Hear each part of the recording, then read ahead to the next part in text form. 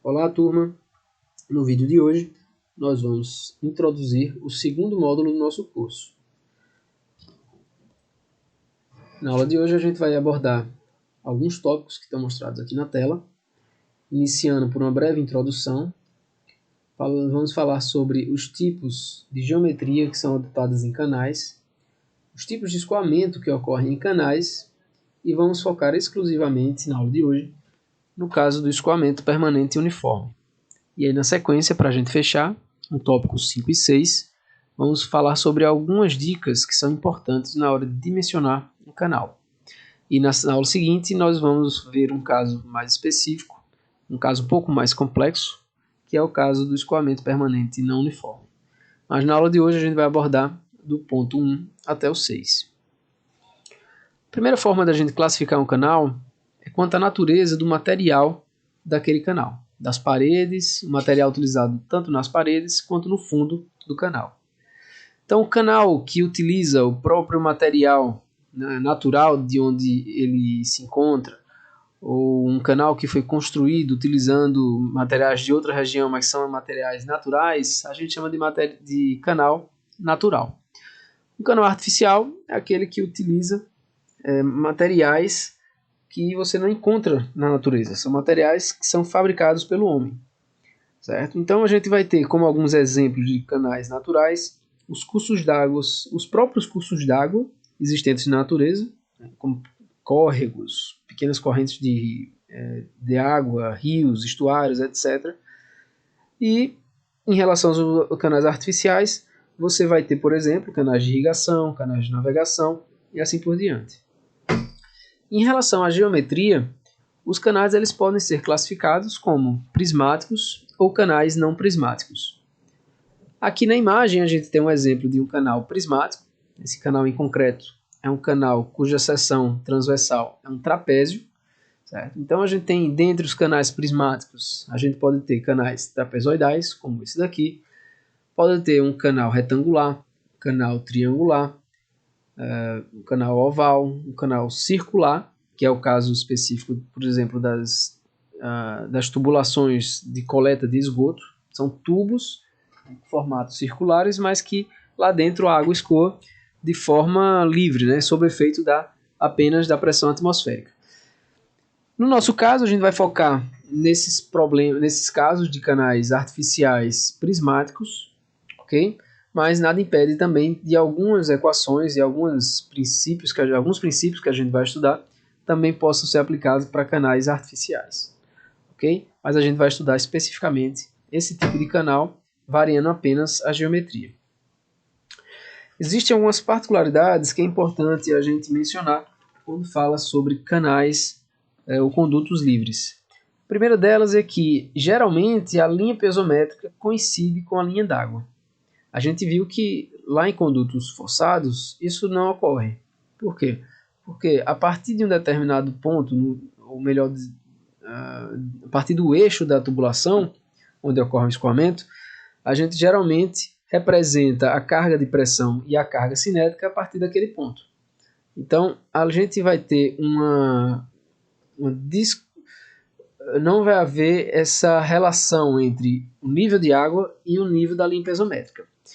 Já aqui nos canais, isso vai acontecer. Por quê? Porque a superfície do canal está aberta à atmosfera, então a gente não vai ter um escoamento ocorrendo sob pressão, ou de forma pressurizada. Não significa, entretanto, que sempre a gente vai ter essa relação, essa coincidência entre linha piezométrica e linha d'água, mas geralmente isso vai ocorrer. E quando isso ocorrer, a gente pode substituir a carga de pressão, Q sobre gama, por Y. Isso vai facilitar o nosso cálculo. Existe também a questão da não homogeneidade do material utilizado no canal. Então, fazendo aqui novamente um paralelo com o que a gente viu lá nos condutos forçados, o que é que acontece? As tubulações hidráulicas, elas são fabricadas, existe um processo padronizado de fabricação que garante que o tubo que eu utilizo para conduzir uma certa vazão, ele vai ser de certa forma homogêneo. Então, a rugosidade da parede num determinado ponto da tubulação é igual à rugosidade num ponto distante daquele ponto inicial. Então existe essa padronização, essa uniformidade, essa homogeneidade do conduto. No caso dos canais, a gente já não pode fazer essa afirmação. Por quê? Primeiro, em casos em que o canal é feito de material natural, evidentemente que não tem como você garantir uma homogeneidade do material do canal. Mesmo em casos como esse ilustrado na imagem, que a gente tem aqui placas de concreto, canal de concreto, que possa dar a impressão de ser um material homogêneo, e que você teria a mesma rugosidade, ainda assim não tem como a gente garantir essa uniformidade. Por quê? Aqui a gente tem um canal, um conduto aberto à atmosfera, então ele está sujeito a diversos fatores externos. Inclusive, um deles, que é o que geralmente vai interferir mais na rugosidade das paredes, é o aparecimento de vegetação nas paredes, nos taludes do canal. Então, resumindo, o que acontece é que você tem uma rugosidade mal caracterizada. Você não tem, a não ser que você tenha um excelente controle daquele canal, de um trecho de canal, você não tem como caracterizar perfeitamente ou muito bem aquele material. Caracterizar a rugosidade daquele material de forma que um único valor possa ser utilizado desde o início até o final do funcionamento do canal. É importante, portanto, deixar bem claro que a relevância de sempre estar fazendo a manutenção dos canais, fazendo a limpeza, garantindo que as condições físicas, as condições geométricas, elas sejam mais próximas possíveis daquelas consideradas no dimensionamento. E por fim, a gente tem também o fato dessas características geométricas não serem padronizadas. Então você vai ter, por exemplo, mais uma vez, fazendo analogia com condutos forçados, você tem tubulações que o fabricante fornece sempre aqueles diâmetros. E se você precisa de um diâmetro diferente do que foi fabricado, você não vai conseguir instalar a sua tubulação. Você teria que você mesmo fabricar. E isso não é prático e não é viável do ponto de vista da engenharia. No caso dos canais, a gente já tem um oposto. Você não vai numa loja e você diz: eu quero comprar um canal de concreto com tais dimensões geométricas. Não, você vai lá no terreno, vai ter um projeto e você vai executar aquela obra construindo o seu próprio canal, nas dimensões que são necessárias para escoar aquela vazão com tais características especificadas em projeto. Então, no caso dos canais, você não vai ter essa uniformidade, você não vai ter as mesmas larguras, as mesmas alturas de água, as mesmas inclinações de talude. Você vai ter características diferentes para cada caso. Então, isso também, de certa forma, confere ao estudo de condutos livres um maior grau de complexidade, mas nada que não possa ser resolvido desde que a gente entenda direitinho como que funciona o escoamento, como que o escoamento se processa, quais são as equações e as leis que regem esse escoamento. Mas antes disso, a gente precisa fazer a definição de alguns parâmetros geométricos que são fundamentais e necessários para poder fazer o dimensionamento e aplicar as equações de canais. Então, o primeiro parâmetro que a gente vai estudar é a própria área molhada, ou área do escoamento, que aqui na imagem fica claro que é o quê? É a área da seção transversal que tem água. Perceba que, diferente do conduto forçado, você pode ter área ocupando essa área azul num dia, e se o nível de água subir do dia para o outro, a área ela aumenta. Então, a área ela vai ser calculada em função da altura do nível d'água, que é variável. Além da área, a gente tem também a largura de topo. Então, a largura de margem a margem. Certo? Então, aqui a gente tem uma imagem da seção transversal, um desenho esquemático de uma seção transversal de um canal. Aqui eu tenho um desenho esquemático de uma seção longitudinal. E, portanto, área e largura estão representadas aqui. E, além delas, a gente tem também o perímetro molhado, que aqui a gente vai apresentar por P.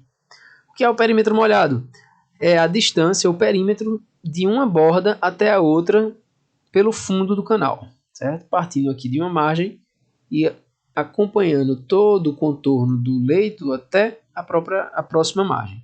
Então, isso daqui vai ser o perímetro, e a relação entre área e perímetro vai me dar o raio hidráulico, certo? Então essa daqui é uma variável nova para a gente, até então a gente não falou sobre essa variável, e ela aparece aqui em canais como sendo uma das principais variáveis, um dos principais fatores decisivos, né, para a eficiência do meu canal. Além disso, a gente tem também a altura d'água, certo? O Y. Nessa imagem da seção transversal, o Y ele fica fácil de ser enxergado. Quando a gente analisa essa imagem longitudinal, a gente percebe que existe um certo desencontro entre o Y e o H, sendo que o H é o quê? É a altura de escoamento da seção. O H ele é dado pela distância entre o leito, o fundo do canal, e a superfície, sendo que ele é perpendicular ao fundo do canal. O Y ele é medido verticalmente, desde o fundo até a superfície. O que acontece nos canais é que essa declividade de fundo e zero geralmente é muito baixo, o que faz com que o Y e o H eles sejam aproximadamente iguais. Eu passei aqui, né? Vou voltar para o HM. Está sendo representado aqui nessa imagem. E ele é o que? A relação entre a área da seção transversal e a largura de topo. Então, percebam que o HM, na verdade, é o que? É a altura de uma seção hipotética, uma seção fictícia, que tem a mesma área da minha seção real e a mesma largura da minha seção real. Então, quando eu pego a área dividido pela largura, eu vou ter uma altura HM, que vai ser justamente essa, né, uma altura que o meu canal teria se ele tivesse esse formato retangular. O HM é dado em metro, assim como as demais unidades, as demais variáveis, e é calculado, portanto, como A sobre B. Além disso, eu tenho também, por fim, aqui a declividade da linha d'água, ou declividade piezométrica do meu escoamento. Geralmente, né, no caso do escoamento permanente uniforme, em breve vamos explicar melhor o que é isso, a declividade de fundo vai coincidir com a declividade da linha de água. Okay? Em alguns tipos de escoamento isso não vai ser verdade, mas para o tipo de escoamento que nós vamos abordar hoje, isso vai acontecer. Então, IA igual a I0 no escoamento permanente uniforme. Bom, a gente já falou sobre as variáveis, agora a gente vai falar sobre algumas variáveis decorrentes desses elementos geométricos. O primeiro deles é a própria área, e no caso de um canal trapezoidal, a gente aprende lá em geometria que a área de um trapézio é base maior mais base menor vezes altura sobre 2. Então eu posso calcular a área tanto utilizando essa equação da área de um trapézio, como também eu posso utilizar essa equação. Área igual a y, altura da água, profundidade, vezes bzinho, né, b minúsculo é a largura de fundo, mais my. Bom, o y já falei, é a profundidade, né, e quem é o m? O m é um fator, uma variável que tem a ver com a declividade do talude. Então aqui na imagem fica bem nítido, né, o que é esse m. O m é a distância horizontal que eu tenho para cada metro de distância vertical para esse meu talude. Então, na situação limite desse meu talude ser vertical, o meu m seria zero, e eu teria uma seção retangular. No caso do meu m ser muito grande, significa que a declividade do meu talude ela é muito baixa, ou seja, você tem um canal muito aberto, muito espalhado. Ok? E aí quando eu multiplico m vezes y, né, então para cada 1 metro de altura eu tenho um y de largura, né, de horizontal. Quando eu multiplico m vezes y, eu estou fazendo o quê? Eu estou determinando toda essa margem, toda essa largura em que eu tenho a declividade. Ou seja, a projeção horizontal desse meu talude. Então, o meu my é essa distância desse ponto até esse ponto aqui, que é mais ou menos a projeção dessa extremidade, dessa borda. Quando eu somo isso com o bzinho, eu vou ter toda a largura de fundo, né, a real mais uma fictícia, e aí eu multiplico pelo y, né, que isso daqui, né, é exatamente a mesma coisa de fazer esse cálculo dessa forma. E eu vou deixar aqui como um desafio para vocês provarem isso, né, como atividade, mostrar que isso, essa área, é igual a essa daqui. Bom, além disso, eu posso também calcular o perímetro molhado. No caso de um canal trapezoidal, o meu perímetro vai ser o Bzinho mais 2 vezes esse comprimento aqui desses taludes. O que eu conheço é o M, que tem a ver com a declividade, e o I, que é, na verdade, o 1 é apenas o complemento do M. Né? Sem esse 1 aqui, o M não faz sentido. Portanto, eu vou ter que descobrir qual que é o comprimento do talude. Né? O que eu tenho facilmente é a largura, a projeção desse talude, que é o MY, e eu sei também a altura, que é o Y, mas eu não sei quanto que é esse comprimento, né? Qual que é a hipotenusa desse triângulo aqui imaginário, em que eu tenho altura Y, largura MY, e aqui eu teria a minha incógnita. Aplicando Pitágoras, a gente vai obter, então, né, conclui-se que o perímetro vai ser B mais 2 vezes Y raiz de 1 mais M2. E aí, juntando área e perímetro, eu chego no raio hidráulico.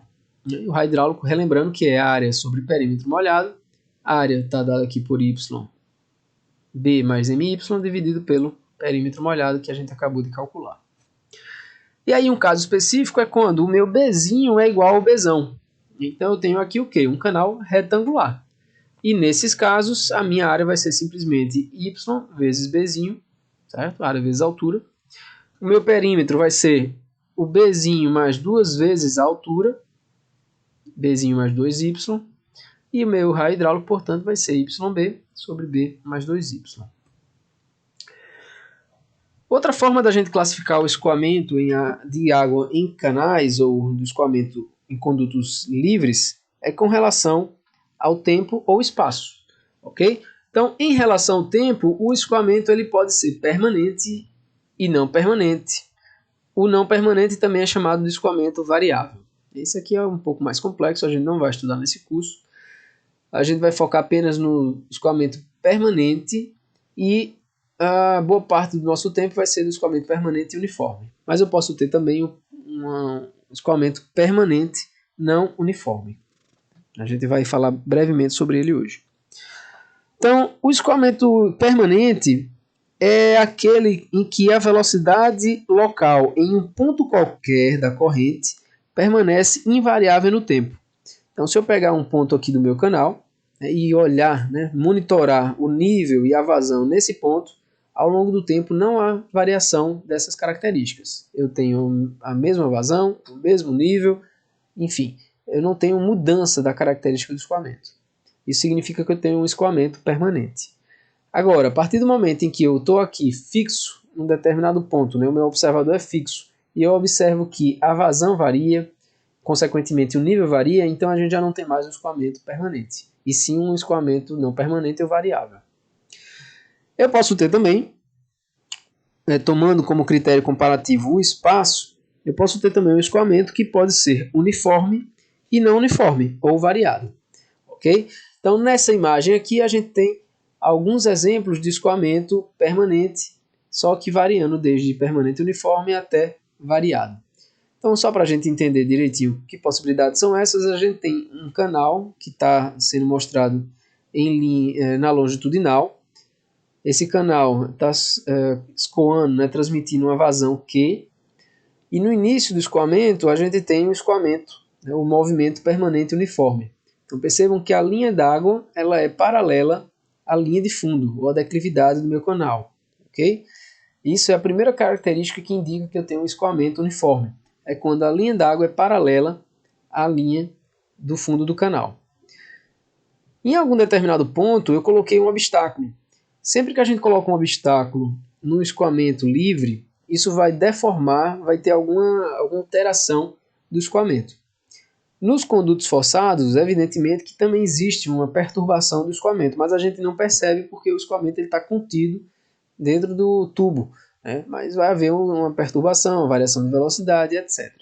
No caso dos canais, como eu tenho espaço, né, para essa perturbação, isso vai ser refletido na variação do nível na superfície do meu canal, na superfície livre, né, na superfície de água do meu canal. Nesse caso aqui, eu coloquei uma barreira, que poderia ser, por exemplo, uma barragem, e ele vai fazer o quê? Com que o nível de água ele se eleve gradualmente até que a água consiga passar por cima dessa barreira. Esse tipo de escoamento ou de movimento a gente chama de gradualmente variável ou variado. Por quê? Porque eu tenho aqui uma variação do nível, então quando eu ando, né, ao longo do meu canal, eu percebo que existe uma variação do nível. Por isso que a gente diz que esse escoamento, né, ele varia em relação ao espaço, não em relação ao tempo. Ok? Porque um observador fixo nesse ponto onde está o meu cursor, ele não vai observar a variação do nível de água, nem do volume da vazão. Da mesma forma, um observador nesse ponto aqui, já próximo da barragem, também não vai perceber variação desse nível de água. Agora, à medida que esse observador sai desse ponto e caminha em direção à barragem, ele vai perceber que há uma elevação do nível, o que caracteriza um escoamento permanente variável. Nesse caso aqui, um permanente gradualmente variado. Após o meu obstáculo, a minha barragem, o que é que eu observo? É que existe uma declividade muito baixa, na verdade um nível de água muito baixo, uma declividade altíssima. Então aqui não deixa de ser o canal, mas eu inseri aqui, forcei, por causa dessa minha barragem, uma declividade muito maior do que a declividade natural, normal do meu canal. E aí sempre que a gente aumenta muito a declividade, o que é que vai acontecer? O escoamento ele vai ganhar energia cinética. Então a vazão aqui ela é constante. Pela equação da continuidade, pelo princípio da conservação da massa, a gente sabe que se essa vazão é igual a essa, e aqui eu tenho um nível de água menor do que esse, significa que aqui eu tenho uma alta velocidade em relação a esse primeiro trecho. Bom, muito bem. Então, uma vez que eu parto, né, eu saio passo da minha barreira, da minha barragem, o nível, a água está com bastante energia cinética. E aqui o que vai acontecer, à medida que a água percebe que o fundo do canal continua na mesma declividade que vinha antes, é que ela vai tentar retornar ao nível original. E para fazer isso, a gente precisa passar por um ressalto hidráulico. Esse fenômeno hidráulico, um ressalto hidráulico, nada mais é do que uma forma do escoamento perder energia, e aí por isso ele volta ao nível que estava antes. Tanto no caso do ressalto quanto no caso da barragem, a gente vai ter um movimento permanente, só que bruscamente variado. Uma vez que eu retomo o nível original, então eu volto para o movimento permanente uniforme. A gente também pode classificar o escoamento quanto ao tipo de regime que aquele escoamento se processa, com que aquele escoamento se processa. E eu posso fazer essa classificação com base tanto no número de Reynolds quanto no número de Froude. A diferença é que o número de Reynolds, como a gente já sabe, ele vai me dizer se o seu regime de escoamento é laminar, turbulento ou de transição. Então a gente tem aqui 3 faixas de variação. Quando o número de Reynolds é menor do que 500, a gente tem um fluxo laminar, muito raro em canal. Fluxo turbulento, quando o Reynolds é maior que 2000, é o que geralmente vai ocorrer, e um escoamento de transição, algo dentro desse intervalo. Só para recordar então, o número de Reynolds, velocidade, raio hidráulico e fator de viscosidade, coeficiente de viscosidade cinemática. Percebam que aqui houve uma diferença. Lá no problema com condutos forçados, a gente tinha aqui diâmetro. E aqui nos canais a gente tem raio hidráulico. Com base no número de Froude, a gente pode classificar o escoamento livre como fluvial, também chamado de subcrítico, pode ter um escoamento crítico ou escoamento torrencial, também chamado de supercrítico. Froude menor do que 1, eu tenho fluvial, Froude igual a 1, crítico, torrencial maior do que 1. Como é que eu calculo o número de Froude? Velocidade média do escoamento dividido pela raiz de G vezes altura média, ou altura hidráulica, ou altura molhada. Quais são as equações que a gente utiliza para estudar o escoamento em canais? A mais conhecida, né, a mais empregada, embora que às vezes empregada de forma equivocada, é a equação de Manning. A equação de Manning, na verdade, tem uma precursora, que é a fórmula de Chezy. A fórmula original de Chezy foi proposta para o cálculo da velocidade, mas multiplicando ambos os lados por área, a gente obtém então a fórmula de Chezy para calcular a vazão. A gente vai apresentar, né? Está apresentando aqui a fórmula de Chezy, mas a gente não vai utilizar no curso, Pelo menos para esse módulo, nós vamos focar apenas na equação de Manning. Então, da mesma forma, a equação de Manning também foi proposta para o cálculo da velocidade média, e ela é dada por V igual a 1 sobre N, em que N é a rugosidade de Manning, né? São valores médios de rugosidade para canais de diversos materiais. E esses diversos materiais geralmente estão catalogados nos livros com o respectivo valor de coeficiente N. Além disso, a gente tem também o raio hidráulico elevado a 2/3 e a raiz quadrada elevado ao quadrado. Pensando em termos de vazão, a equação de Manning ela vai ser dada por Q igual a AR2 sobre 3, né, raio hidráulico elevado a 2/3, vezes declividade de fundo elevado a meio, ou raiz disso daqui, né, dividido por N. Um cuidado que é importante a gente ter é com relação ao N. Muitas pessoas ignoram o fato do N ter unidade. Né? Como é que a gente sabe que o N possui unidade, não é um adimensional? Bom, se você pegar essa equação e substituir todas as variáveis pelas suas unidades, a gente vai ver que N não é adimensional, mas possui essa unidade. A equação de Manning, né, é importante também a gente frisar isso, é que ela é válida apenas para casos muito específicos. Que casos são esses? Quando o escoamento é permanente, quando o escoamento é uniforme e quando o escoamento é turbulento rugoso.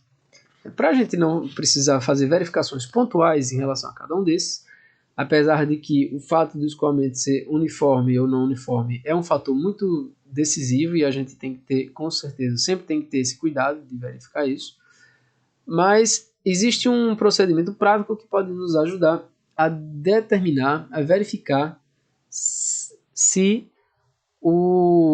a equação de Manning pode ser utilizada em uma determinada situação.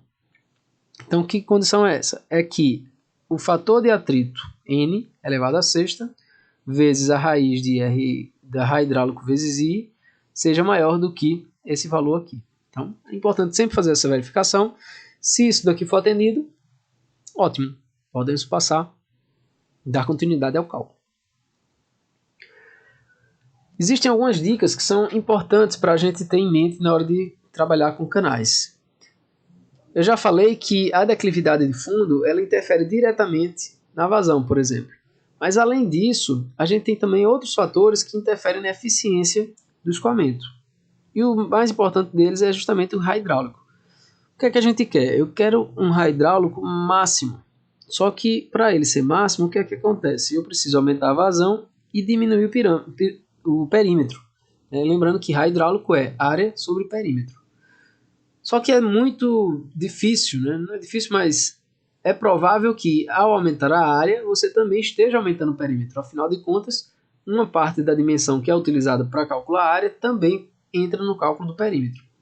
Então aqui a gente tem um problema de otimização. É um problema que não basta ter um valor de área muito grande, eu tenho que ter um perímetro muito baixo. Portanto, a gente tem algumas formas de fazer essa quantificação e elas estão resumidas aqui na tabela. E vamos então entender direitinho o que é que está dizendo aqui. No caso da seção trapezoidal, é recomendado que a largura de fundo seja de 1,15 vezes a altura do nível de água. É importante também que a área ela esteja limitada a 1,73, né, ou ela vai assumir esse valor de 1,73y2. Se for um problema em que você conhece a altura da água, fica fácil de resolver. Basta substituir aqui o valor da altura da água desejada e você vai ter largura de fundo, área, perímetro e raio hidráulico. E seu problema está resolvido. No entanto, geralmente o que a gente não tem é justamente o y. O que a gente vai ter em geral é o dado, né, ou a informação relacionada à vazão. E a partir dela a gente vai ter que determinar qual é a declividade dos taludes, qual é a área da seção transversal, qual é o perímetro e assim por diante. Outra possibilidade também é termos um canal retangular. No canal retangular, a gente tem então a largura de fundo igual a 2 vezes o y, a área 2y2 e assim por diante. Então esses critérios, essas dicas, elas são fundamentais para o primeiro canal, para o primeiro pré-dimensionamento no cálculo de um canal hidráulico. Existem também recomendações em relação à velocidade. Então, por que é importante observar a velocidade? Quando você tem velocidades de escoamento muito baixas, isso significa que você vai possibilitar, vai potencializar a sedimentação de material suspenso. Como eu já falei anteriormente, o canal está aberto à atmosfera, então vai ter partículas que vão adentrar ao canal e que, eventualmente, elas podem causar obstrução de alguma parte do sistema hidráulico. Por outro lado, o escoamento em alta velocidade pode resultar na erosão de paredes e de material de fundo. Coisas que não deveriam ocorrer, mas que são inevitáveis. Então, é importante manter também a velocidade abaixo de uma velocidade máxima.